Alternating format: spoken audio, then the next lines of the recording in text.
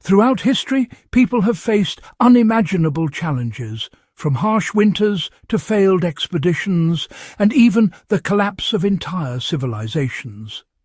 The tools that have truly stood the test of time aren't flashy or complicated, but rather simple and reliable.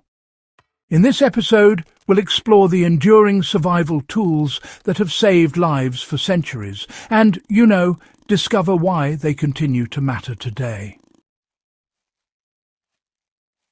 Walk into any modern survival store and you are confronted by walls of equipment promising to keep you alive.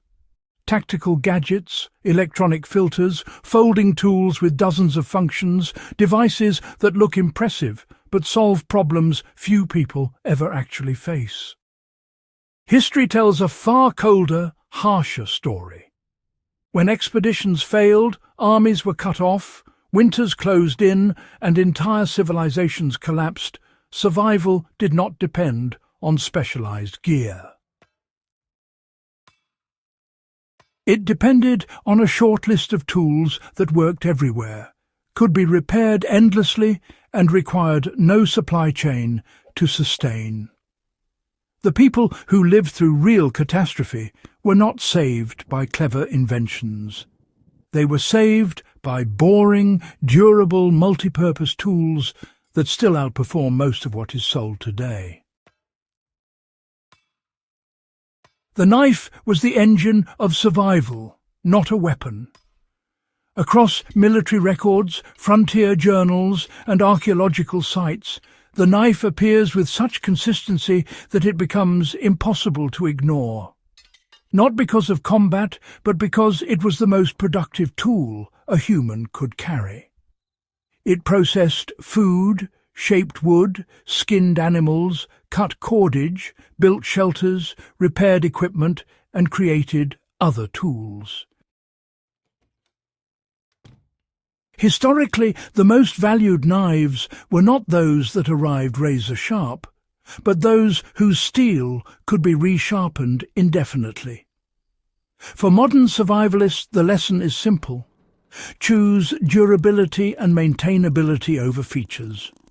A plain, fixed-blade knife that you can sharpen forever is more valuable than any multifunction novelty tool. Fire tools were trusted because they were boringly reliable. Every culture that survived harsh environments mastered fire with tools that did not break. Flint and steel, friction methods, and later ferro rods all share the same principle. No moving parts, no batteries, no fragile components. Fire provided warmth, light, clean water, cooked food, and protection from animals. Historically, survivors never trusted a single method. They carried redundancy of knowledge, not redundancy of gadgets. Today, this means knowing how to make fire with and without your tools. Skill outlives equipment. Containers quietly determined who lived and who died. Weapons fail, clothing rots, but containers endure.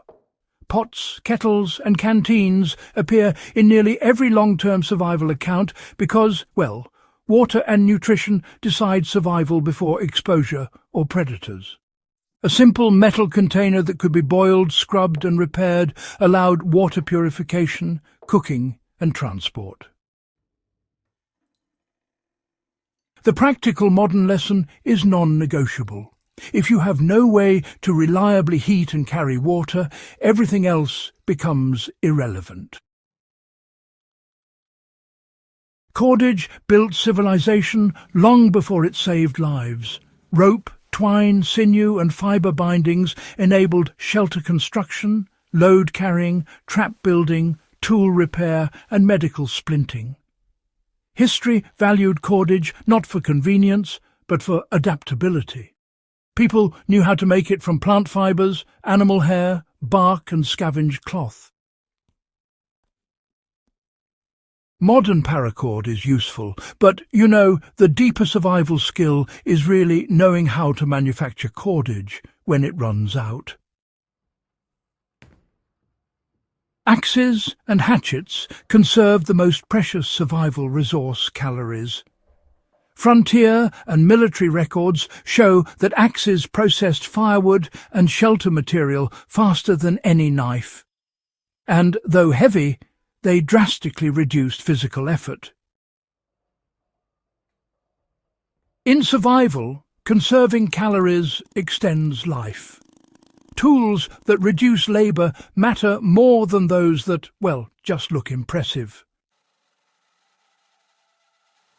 Needles and thread, they prevented emergencies before they even happened.